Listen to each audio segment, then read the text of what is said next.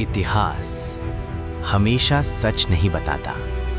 कभी कभी वो दफन कर देता है, रेत के नीचे, समय के नीचे, भूल के नीचे।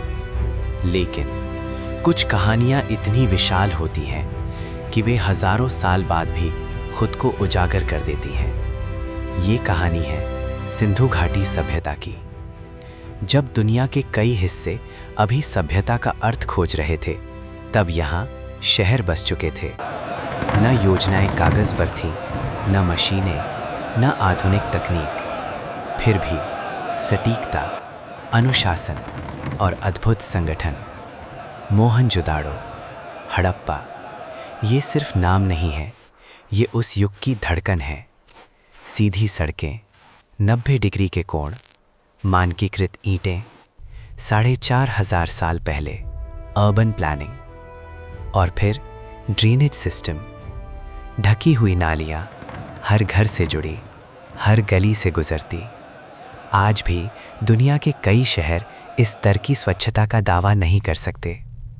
और फिर वो संरचना जो आज भी सवाल खड़े करती है, ग्रेट बाथ, बिना सीमेंट, बिना लोहे, बिना मशीनों के, फिर भी जलरोधक, सटीक, भव्य।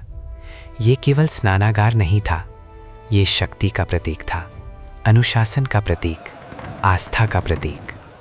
लेकिन ये लोग केवल निर्माता नहीं थे, ये व्यापारी थे, रणनीतिकार थे।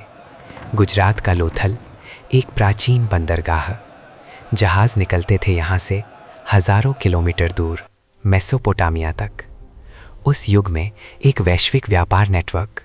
और फिर भी न विशाल किले, न राजाओं की मूर्तियाँ, न युद्ध के ब्रह्मांड। क्या ये दुनिया का सबसे शांतिपूर्ण संगठित समाज था?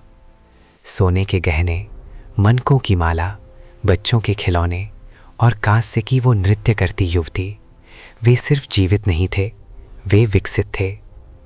फिर 1900 ईसा पूर्व कुछ बदला। नदियाँ जो जीवन देती थीं, मुड़ने लगीं। सूखा, जलवायु परिवर्तन, धीरे धीरे बिखरता तंत्र। कोई बड़ा युद्ध नहीं, कोई स्पष्ट विनाश नहीं, बस एक सभ्यता का धीमे धीमे गायब हो जाना।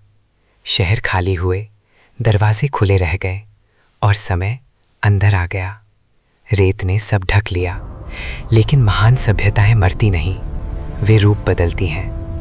हड़प्पा सभ्यता खत्म हुई, लेकिन उसकी धड़कन आज भी सुनाई देती है।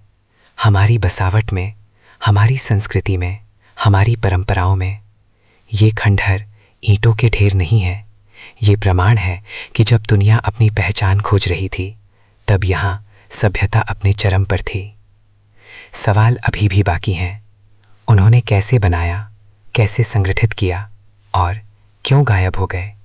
इतिहास चुप है, लेकिन ईंटें अब भी बोलती हैं। सिंधु घाटी, एक रहस्य, एक विरासत, एक चेतावनी।